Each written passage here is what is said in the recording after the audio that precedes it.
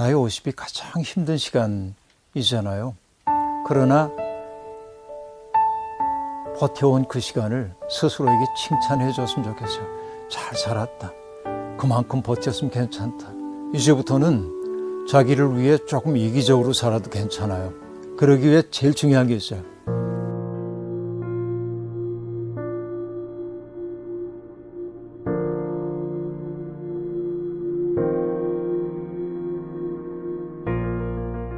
옛날에 솔제니친의 우화 가운데 나오는 이야기가 있습니다. 인간은 25년 동안에는 인간다운 운명을 살고 25년은 말처럼 일하면서 살아야 하고 25년은 마음은 있으나 몸이 안 따라가니까 개처럼 짖으며 살아야 하고 이후의 삶은 누군가에게 구경거리가 되는 삶이래. 이거는 전혀 나이에 대한 비웃음이 아닙니다. 어쨌든 우화 가운데 그렇게 얘기했다는 거죠.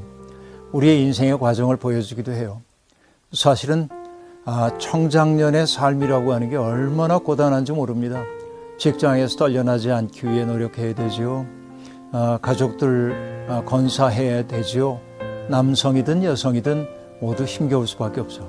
그러면 돈도 없고 즐기지도 못했고 내 인생이 쭉정이처럼 텅 빈 것 같아.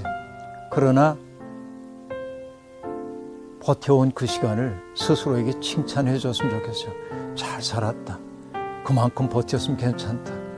부모님을 모시기도 했고 또 자식들 건사하고 그게 남은 거죠. 그러니까 일단은 그렇게 스스로에 대한 생을 긍정하는 마음이 있었으면 좋겠다 하는 생각이 일단 들고요. 그 다음에 이제 속상한 게 뭐냐면 인생을 좀 즐기며 살았으면 좋겠는데 너무 허리띠 졸라매고 즐겨야 할 때 즐기지 못하고 오늘까지 왔다. 이게 우리의 잘못된 삶의 방식 때문에 그러긴 해요. 행복을 언제나 미래의 부분으로 남겨두고 우리가 사는 경향이 있죠. 순간순간 우리에게 주어져 있는 인생의 때를 누리며 사는 연습이 우리에게 잘 되어 있지 않아요. 어쨌든 후회스럽지만 지나간 과거는 돌아오지 않습니다. 근데 누리지 못한 삶은 우리 속에 그늘로 남아요. 이거를 뭐라고 얘기할 수 있냐면 어른들의 내면 속에도 상처 입은 어린아이들이 있거든요. 잘 놀고 싶었고 즐기고 싶었는데 하지 못한 거. 상처 입은 어린아이들을 달래줄 필요가 있습니다. 이제부터는 자기를 위해 조금 이기적으로 살아도 괜찮아요. 저는 그렇게 생각해요. 열심히 일했어요. 그러니까 다소 이기적으로 살아가도 괜찮다 하는 생각이 들고, 그러나 문제는 뭐냐면 그렇게 살려는데 돈이 없어. 그게 슬프죠. 돈으로 얻을 수 있는 행복이라고 하는 게 분명히 있어요. 돈이라는 게 주조된 자유 그러거든요. 도스토옙스키의 말입니다. 우리를 자유롭게 하는 것처럼 보여요. 돈으로 할 수 있는 일들이 많아요. 근데 그게 없어. 그러면 없기 때문에 불행하다고 여기며 살아야 되나? 돈 없이 행복한 삶의 방식들을 찾아야 돼. 그것은 뭐냐? 우정의 공동체를 만드는 일이 무엇보다도 중요하다. 나의 고단한 마음을 함께 나누고 괜히 만나기만 해도 껄껄 웃으며 지낼 수 있는 사람들, 정말 보기만 해도 마음이 즐거워지는 우정의 공동체 만들어야 되고, 그 다음에 삶의 중요한 것은 보람이 있어야 사는 것인데 나의 경험을 누군가에게 나누어 줌으로 보람을 느낄 수 있는 일을 찾으면 참 좋겠어요. 제가 좋아하는 프랑스인 신부님이 계신데 아베 피에르라고 하는 분입니다. 그분은 엠마우스 운동이라는 운동을 벌였어요. 엠마우스 운동은 집 없는 사람들에게 살 거처를 마련해주는 운동입니다. 그 일을 열심히 하고 있을 때인데 어느 날 누가 달려오더니 큰일 났다고 그러는 거예요. 아무개가 자살을 하려고 그래요. 그래서 이 아베 피에르가 열심히 달려가 봤습니다. 왜 생을 포기하려고 합니까?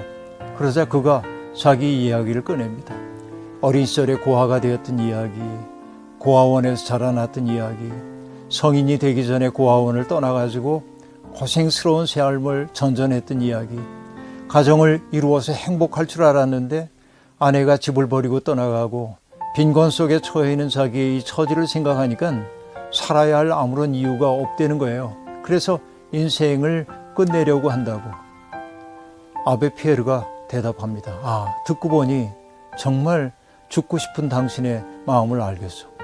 그런데 기왕 죽기로 작정을 했으니 죽기 전에 나를 좀 도와주지 않겠소? 내가 집 없는 사람들을 위한 집을 지어주는 운동을 하고 있는데 당신의 도움이 필요하다고. 그 사람은 죽기를 포기하고 피에르를 도와서 이 엠마우스 운동의 초창기 멤버가 됩니다. 나중에 그는 회고하듯 이야기합니다. 그때 아베 피에르가 자기에게 와서 훈계를 놓는다든지 돈 몇 푼을 지어줬다면 자긴 죽었을 거래. 그러나 그분이 와가지고 나를 도와달라고 얘기했기 때문에 자기의 삶에 의미가 발생했고 그 일을 하다 보니까 내가 살아야 할 이유를 발견하게 됐다 하고 말합니다. 돈으로 할 수 있는 일이 적다 할지라도 내가 가지고 있는 경험, 내가 가지고 있는 여러 가지 가능성들을 가지고 나보다 더 어려운 처지에 있는 사람들을 돕는 그런 일에 나선다고 한다면 돈이 주지 못하는 만족을 누릴 수 있지 않을까. 그러기 위해 제일 중요한 게 있어요. 건강 잃으면 다 잃어버리기 때문에 자기의 건강을 유지하기 위한 노력을 게을리하면 안 됩니다. 저는 충분히 가능하다고 생각을 해요. 예를 들면 요즘 SNS에서 좋아요 누르고 그렇죠, 한마디 하고 이렇게 이제 공동체들이 만들어지는 일들이 온라인상의 만남이기도 하지만 충분히 교감하고 소통하는 이 일이 나이가 들어도 가능하다는 생각이 들고 마음을 열어야 하죠. 제가 요즘에 하고 있는 일 가운데 하나가 신문이나 잡지에서 좋은 글을 읽었어. 그럼 이전에는 참 좋은 글이네, 내가 도움이 좀 됐어, 그랬거든요. 요즘은 저는 가급적이면 아는 사람인 경우에는 거기에 반응을 합니다. 오늘 쓴 그 글 정말 공감했다고 얘기를 해요. 간단하지만. 그러면 나 또한 글 쓰는 사람이니까 누군가가 그런 반응을 해주면 마치 우리가 글을 쓴다든지 어떤 메시지를 바라는 것은 병 속에 메시지를 담아가지고 강물 위에 띄워보내는 것과 같은데 어떤 사람이 그 병을 건져가지고 메시지를 읽고 거기에 공감하고 내 삶에 도움이 되었다고 말할 때 이 편지를 쓴 사람은 보람을 느끼거든요. 이렇게 서로에게 반응해주는 일을 통해서 공감의 울타리들이 만들어지고 우정을 나누는 가능성이 생긴다고 보고요. 특별히 교회에 속해 있는 사람들은 우정의 공간 만드는 일이 어려운 일은 아니라고 생각해요.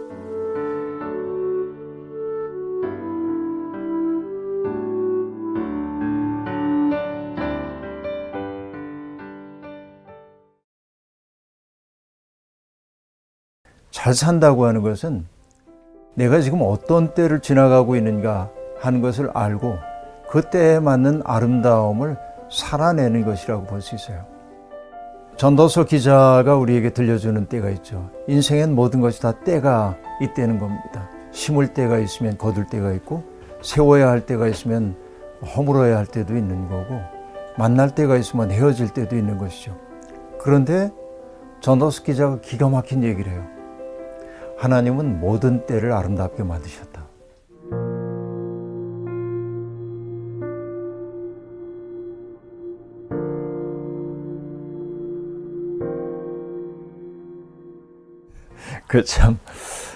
세월이 참 무상하죠. 세월이 무상하고 전도서 기자가 기가 막힌 얘기를 해요. 하나님은 모든 때를 아름답게 만드셨다. 그러니까 그 때에 맞는 아름다움을 살아내는 게 지혜로운 인생이에요. 하나님이 인간에게 과거와 미래를 생각하는 감각을 주셨다는 거예요. 그러니까 우리는 과거를 회상하고 미래를 내다보면서 살죠. 그러나 인간의 한계가 있어. 어떤 한계냐면 그 모든 것 하나님이 하시는 일에 결국을 다 알 수는 없어요. 이게 인간의 한계이죠. 그래서 잘 산다고 하는 것은 내가 지금 어떤 때를 지나가고 있는가 하는 것을 알고 그 때에 맞는 아름다움을 살아내는 것이라고 볼 수 있어요. 나이가 든다는 것은 성장은 그치지만 성숙해져야 되거든요. 나이가 들면 원만해져야 하거든요. 근데 나이가 들어서도 아주 까칠하다든지 나이가 들어서도 여전히 젊은이들과 경쟁을 하려고 한다든지 이런 경우는 굉장히 추한 모습으로 보이기가 쉽죠.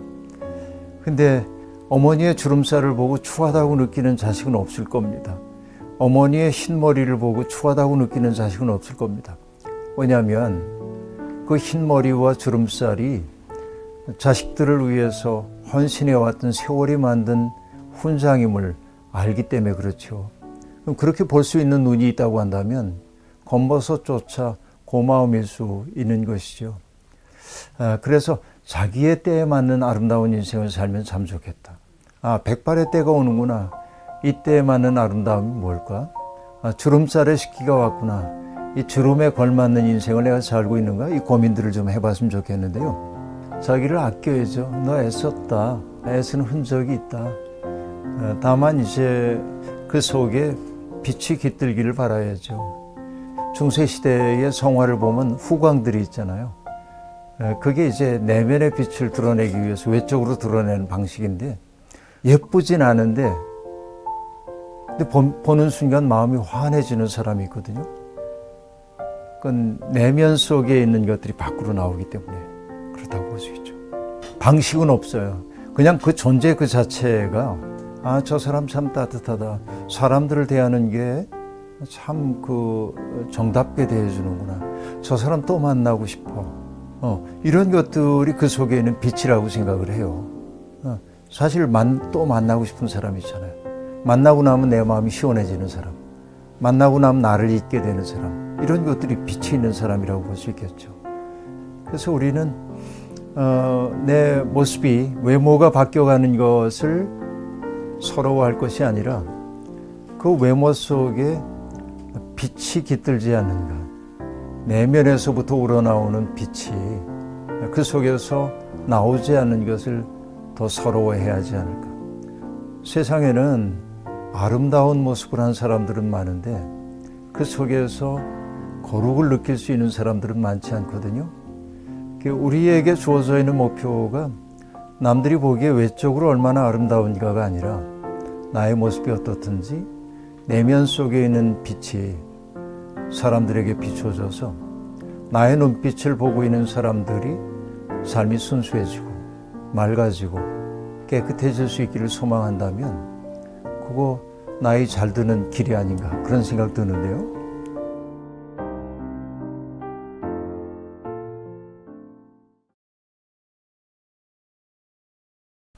가장 친한 친구의 불행 속에는 기분 나쁘지 않은 무엇이 있다.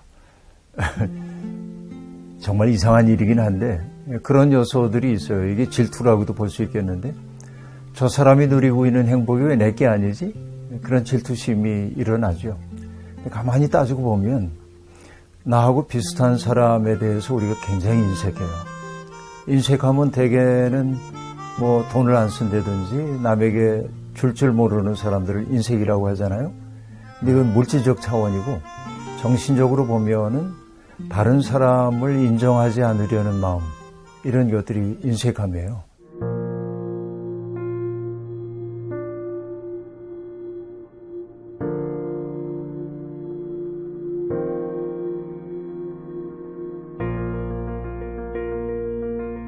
나 같아도 질투날 것 같은데요. 근데 질투날 건덕지가 없는 게 난 집도 없고 아무것도 없기 때문에 사실은 아주 없는 사람은 질투할 것도 없어요. 조금 있기 때문에 질투가 가능하죠. 근데 이제 기독교 역사에서 인간의 아주 기본적인 죄를 얘기할 때 7가지의 죄의 뿌리를 얘기하거든요.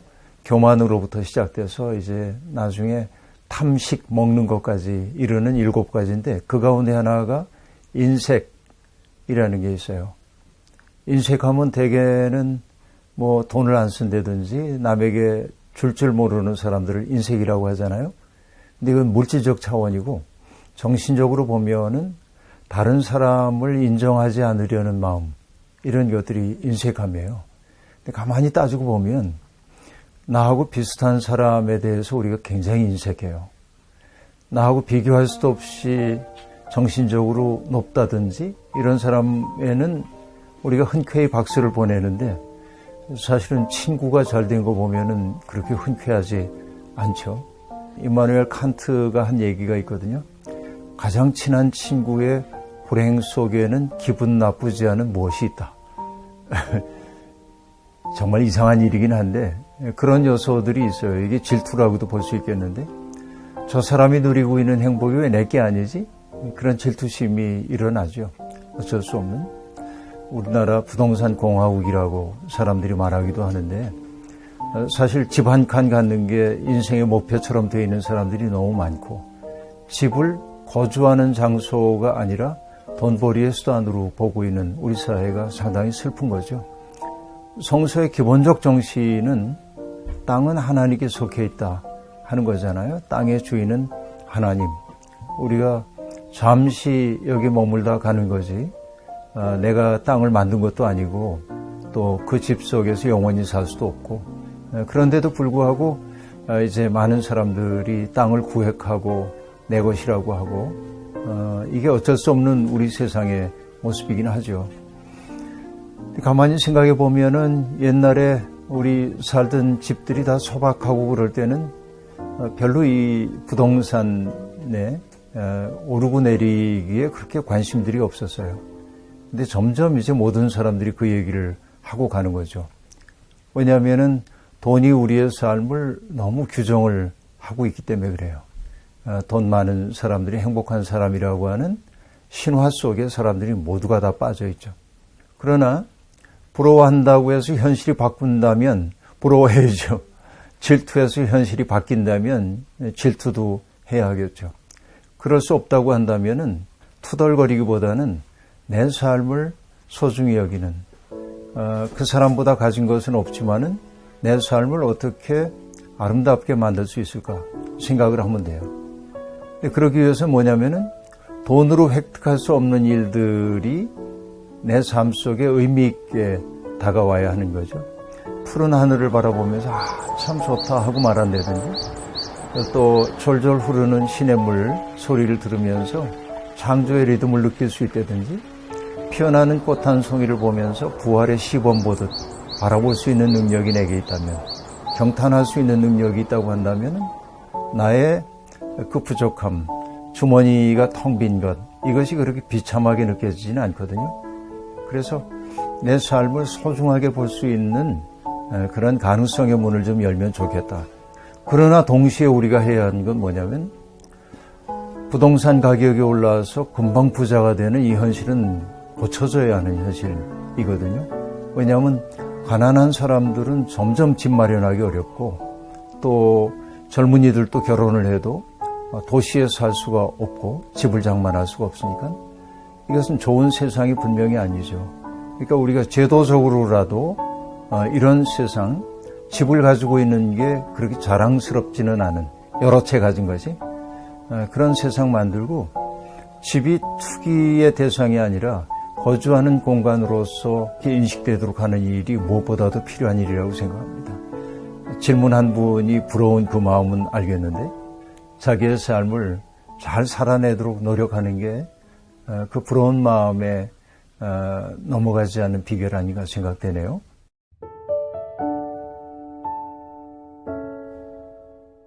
내 시야가 좁아졌구나라는 걸 자각해야 돼요. 내가 그 문제에만 골똘하고 있거든요. 군대에서 훈련 받을 때 야간에 이제 경계 훈련을 해요. 그때 교관들이 늘 하는 얘기가 뭐냐면 뭔가 움직임이 있으면 예민하게 알아차려야 하는데 움직이는 것처럼 보여. 그때 열심히 바라보면 틀림없이 그게 움직일 거래. 그게 뭐냐면 환상이 빚어내는 거예요. 근데 그때 어떻게 하라고 얘기하냐면은 잠시 눈길을 딴 데로 뒀다 다시 봐라. 그러니까 내 마음이 뭔가에 골똘하고 있을 때 그게 나를 괴롭힌다 생각하면 잠시 한눈 팔아야 돼. 다른 거 쳐다보고 다른 현실을 바라보고 나면 그 문제가 그렇게 내게 있어서 본질적인 문제가 아니라는 사실을 느낄 수가 있죠. 근데 눈이 잘 안 돌려지는 게 문제이긴 한데 그래서 중요한 것이 뭐냐면은 아픔의 현장 같은 데도 가보고 내가 도와야 할 사람들이 있을까 자꾸 돌아보면 오히려 내 삶이 너무 사치스러운 거 아닌가 하는 느낌이 들 때도 있죠.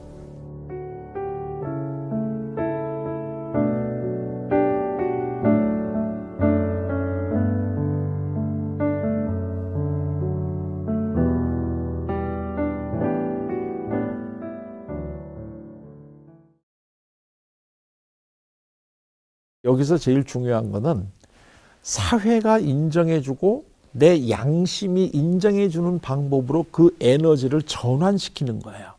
이거 사실 욕구는 굉장히 에너지 덩어리거든요.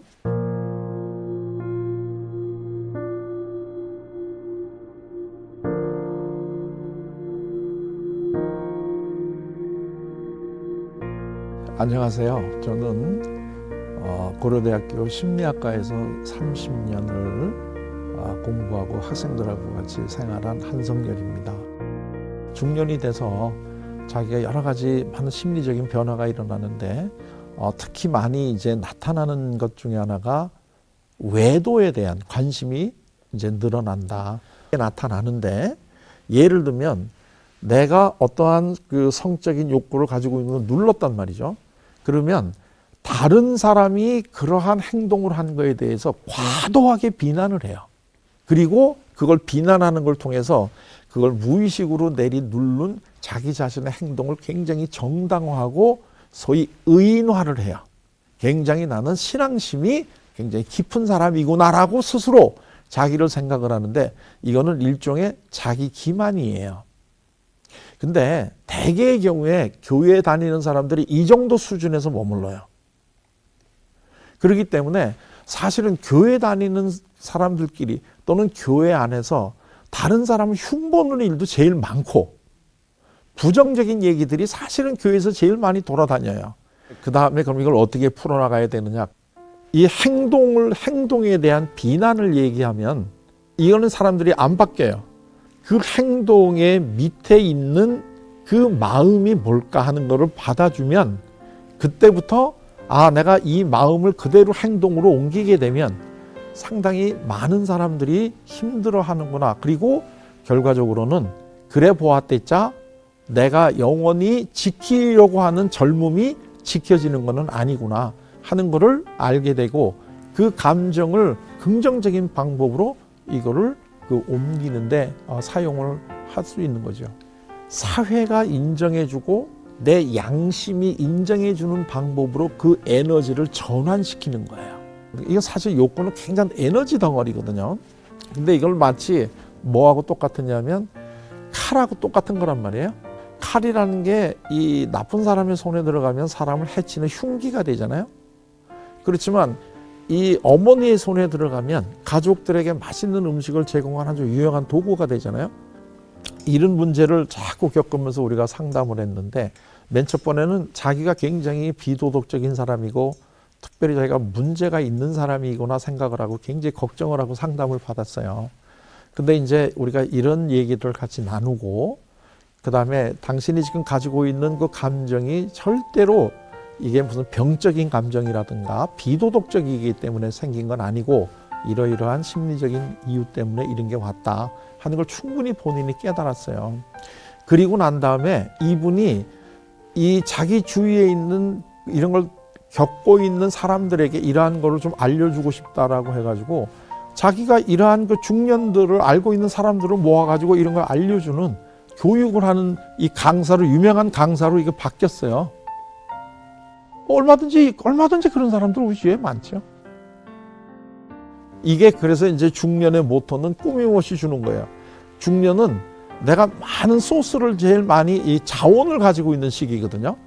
그럴 때 이 자원을 내 자식과 같은 다음 세대가 잘 성장할 수 있게끔 얘네들을 도와줘서 얘네들이 잘 성장하는 모습을 통해서 내가 못 이룬 꿈이 계속 이어져 나간다는 느낌을 가지는 게 이게 중년을 제일 바람직하게 보내는 이러한 특징이에요. 우리가 신앙생활을 한다는 것도 바로 이러한 상태로 가게끔 도와줘가지고 나 자신도 그렇고 사회가 유용한 방법으로 어떻게 이거를 승화시키는 이 전환을 시켜주느냐 하는 게 사실은 우리 신앙생활의 요체가 되는 거죠.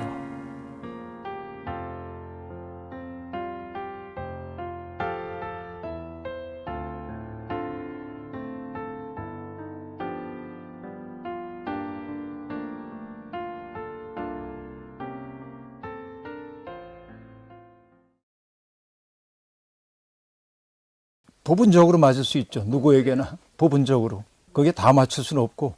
근데 사주 안 보더라도 그 사람에 대한 부분적 진실은 맞출 수 있어요. 누구라도.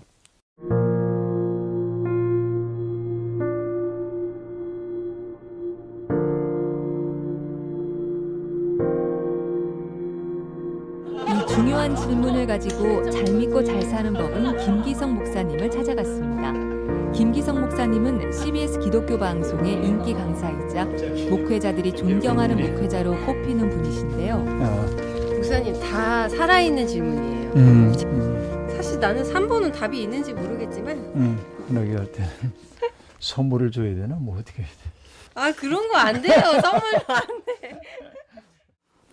삶이 불확실하기 때문에 굉장히 곤고함을 느끼죠. 인생이 시간표대로 정확하게 진행된다면 얼마나 좋겠어요. 근데 그렇지 않으니까 내일을 기약할 수 없고, 인생이 빈곤한 것 가운데 하나는 추억할 과거가 부족하다든지 또 내다볼 기대가 별로 없다든지 그러면 인생이 힘겹게 느껴지죠. 우리 인생이 힘겹다고 느끼는 까닭 가운데 하나는 다른 사람과 나를 자꾸 비교하는 것이 우리에게 습관이 되어 있기 때문에 그래요. 저 사람은 행복한데 나는 불행한 것 같고, 저 사람은 건강한데 나는 병약하고, 저 사람은 부모들이 능력이 있는데 난 그렇지 않고. 근데 원망하고 투덜거려서 현실이 바뀔 수 있다고 한다면 자꾸 그렇게 하는 게 좋겠죠. 그러나 원망해도 투덜거려도 현실이 바뀌지 않는다고 한다면 자기의 삶의 조건을 자기의 삶으로 받아들일 수 있는 그런 용기가 필요하다는 생각을 늘 하고 지냅니다. 지금까지 부모에게 의존하고 지낸다는 게 그 나이 먹도록 부모로서는 속 터지는 일이죠. 그동안 정말 자식을 위해 많은 것을 하고 싶은 거 하지 못하고 자기의 생을 유보한 채 그렇게 살아왔는데, 이제 부모도 나이도 먹고 경제적 능력도 줄어들고 있는데 마음 같아서는 다 큰 자식에게 왜 무한 책임지려고 그럽니까? 이제 그만하면 됐습니다 하고 얘기하고 싶어요. 실제로 나의 경우에 내 딸아이가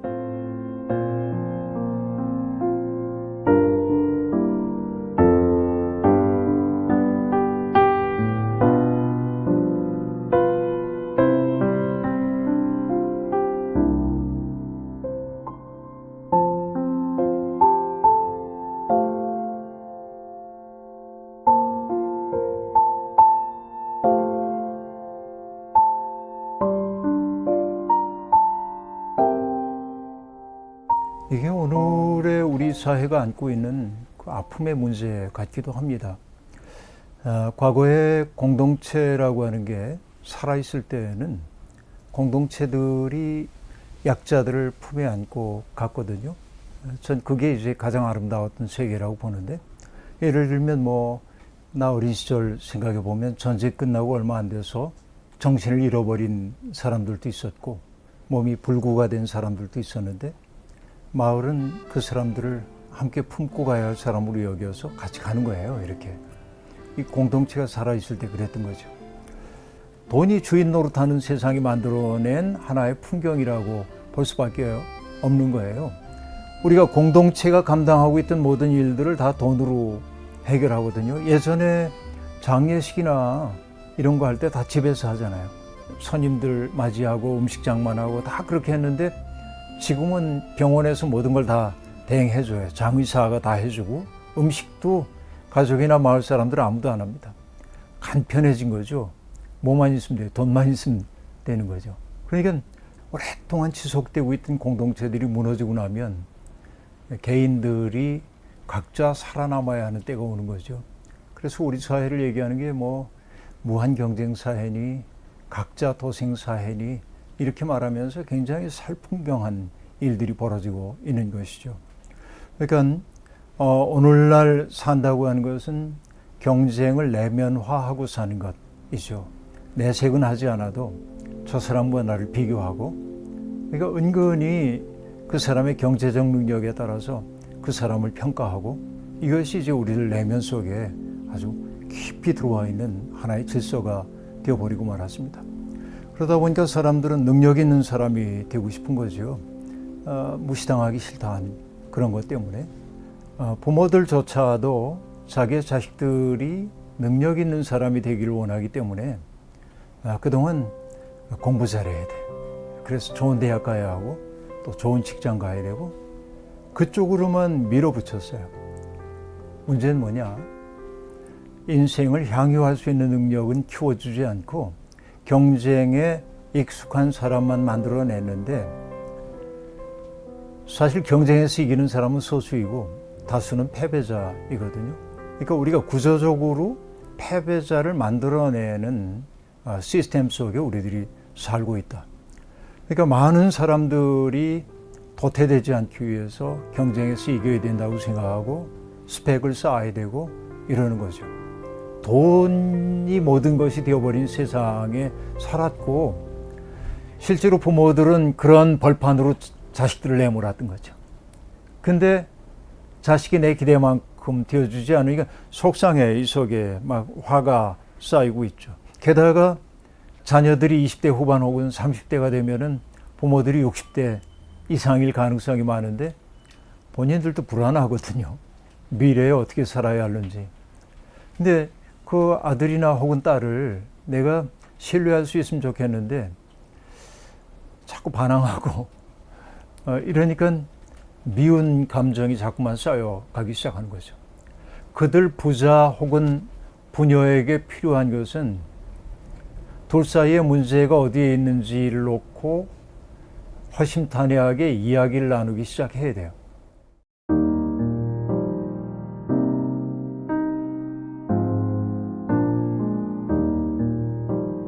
부모 자식 간의 관계가 대화의 관계여야 한다. 일방적으로 목표를 제시하고 그 목표를 향해 막 밀어붙이고 그러니까 아이는 숨이 가쁜데도 불구하고 그걸 따르려다 보니까는 나중에 불만이 쌓이고 이런 삶에서 벗어나기 위해서는 계속해서 자기의 꿈에 대해서 얘기 나누고 자기가 정말 좋아하는 게 뭔지에 대한 이야기도 나누고 그러니까 등록금을 대주냐 안 대주냐의 문제가 아니고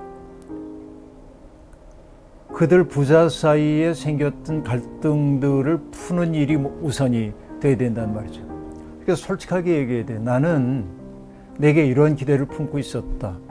아들은 예를 들면 난 아버지의 그런 기대가 매우 무거웠습니다. 라든지 그런 대화를 통해서 서로를 조금 더 이해할 수 있는 자리에 가야 하고 그래서 감정적으로 서로를 대하지 않으면서 그때 우리가 현실적으로 할 수 있는 일이 뭔지에 대한 대화를 나눠봤으면 좋겠어요.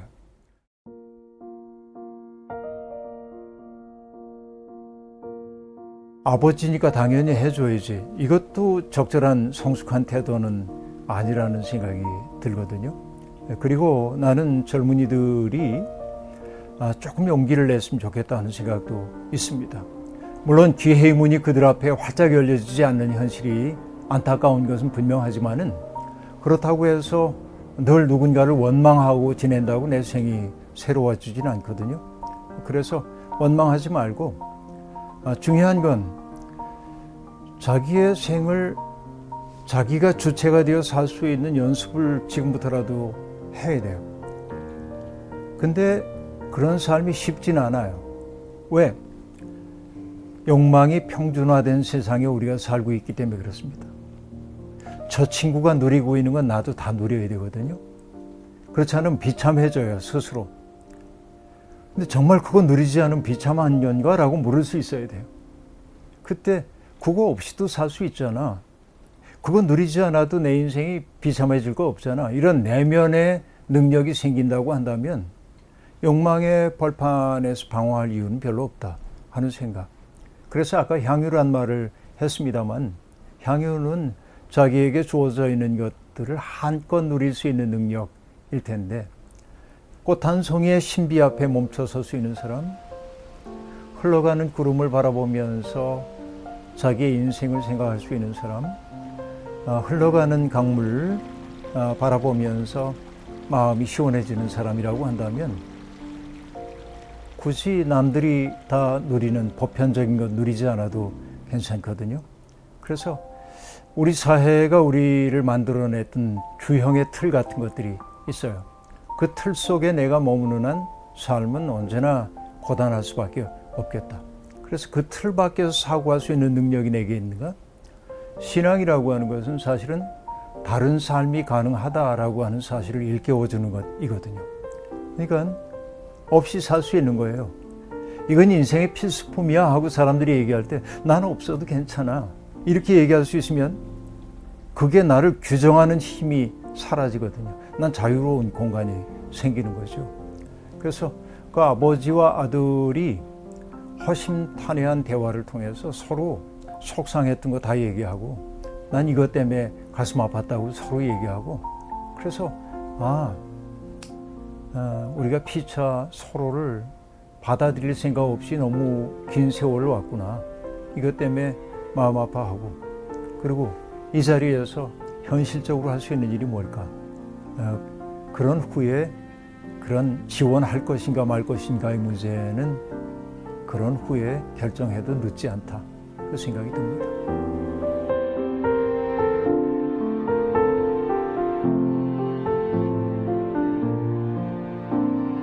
지금 우리 사회적 환경이 젊은이들을 그렇게 벌판으로 내몰기에 적절치 않은 환경이기도 해서 나의 경우에 내 딸아이가 유학을 가 있을 때 생활비도 벌어야 되고 방값도 벌어야 되고 장학금 받는다고 해도 부족한데 아버지가 조금 후원해주면 수월했을 텐데 대학 졸업할 때까지 내 도왔으니 이제 후원은 끝이다. 그래서 딸을 내팽개쳤던 적이 있는데 지금은 약간 마음이 아파요. 마음 아픈 까닭이 있어요.